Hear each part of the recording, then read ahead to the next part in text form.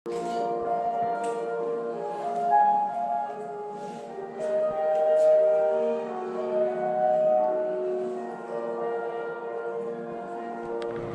és fill de la Rambla, per tant sap de què parla. I amb això, evidentment, juga amb l'avantatge amb tots nosaltres, que per més barcelonins que siguem, de vegades la Rambla hem estat autèntics passavolants. Seria com si l'Aleix Clapés, el pintor fill de Vilassar, hagués tornat d'alguna manera al seu estudi de la Rambla, que el tenia just davant del Liceu, el número 66 de la Rambla, i no ho hagués fet per pintar un nou quadre, sinó que ho hagués fet per agafar la mà de l'Antoni i guiar-la per escriure una història que ell volia que fos escrita. Que té tots aquests ingredients que ens ha dit en Jordi, té vigor, té color, té força.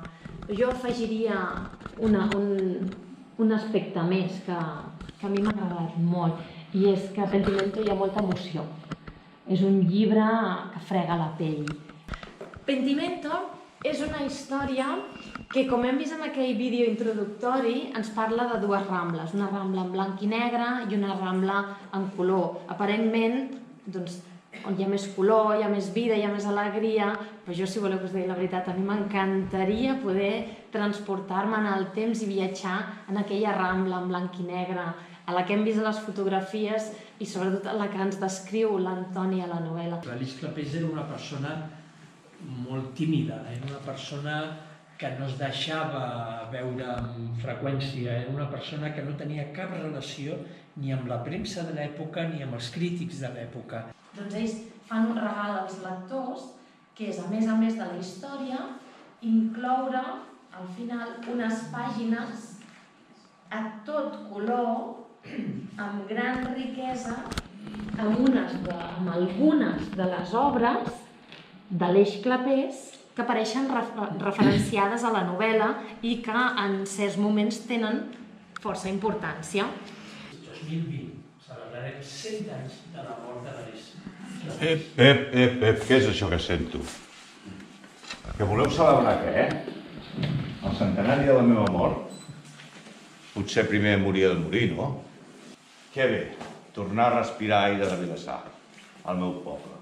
Però què veig? Carrer Clapés.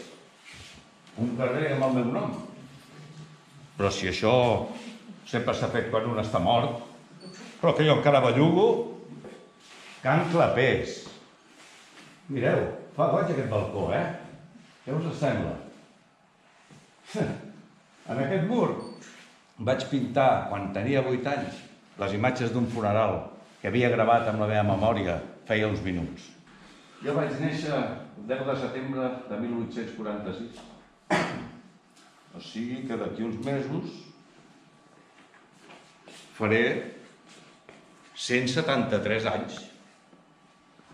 Què li sembla, senyora?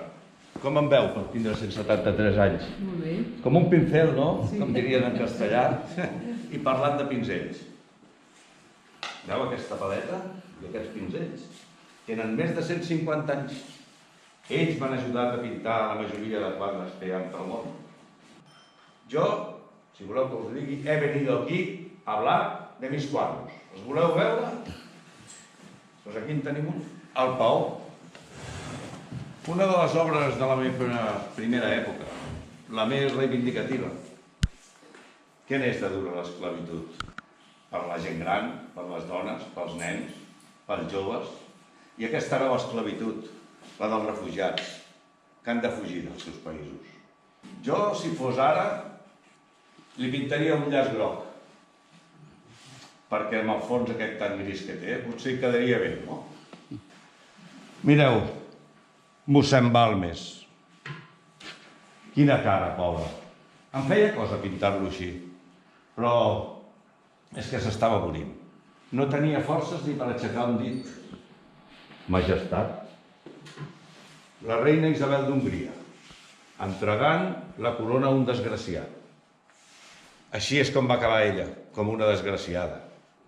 I no em direu que aquesta família no sap res de la vida. La fam i la misèria estimulen l'enginy.